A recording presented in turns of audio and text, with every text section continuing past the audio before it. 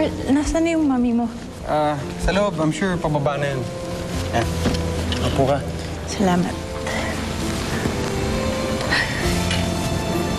Napakalaki ng bahay ninyo.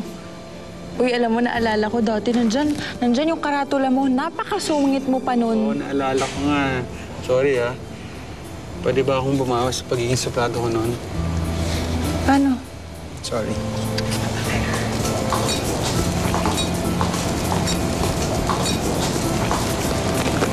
Tutulat ni Mami yan. Talaga? Oo nga, ano nangyari sa kanya? Napakarami naman. Oo nga.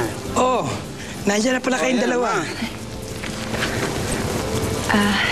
Sige, maupo ka na.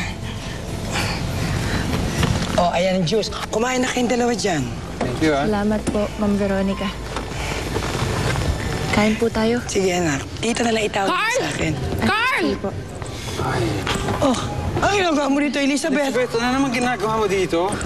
Elizabeth? Nandito lang naman ako para ipaalam sa'yo na halimaw ang babaeng to. Wala ka namang ibang maisip na kwento. Narinig ko na yan Oh, you think I'm making it up? Well, Kara, mabuti naman at nandito ka. Para makita ni Carl ang tunay mong pagkatao. Oo, anong gagawin mo? Hoy! Elizabeth! Ano ba?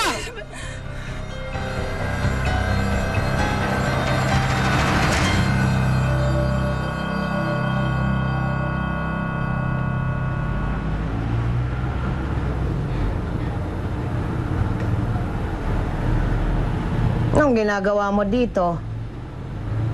Naghihintay ka ba sa anak mo? Aba, magpupuyat ka niyan. Chang, gusto ko lang naman makasigurado na makakauwi si Kara ng maayos. Bakit? Wala ka bang tiwala kay Carl? Chang, kay Carl oo. Pero kay Veronica hindi.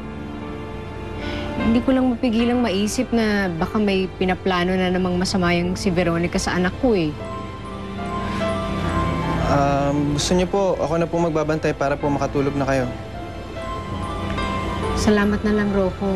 Pero hindi rin ako makakatulog eh. Hanggat wala pa si Kara.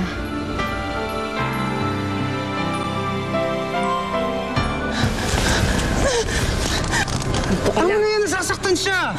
Elizabeth! Dito ka lang. Hayaan mo makita ni Carl ang tunay mong anyo. Just watch and see, Carl. Tignan mo kung ano ang ipinalit mo sa akin.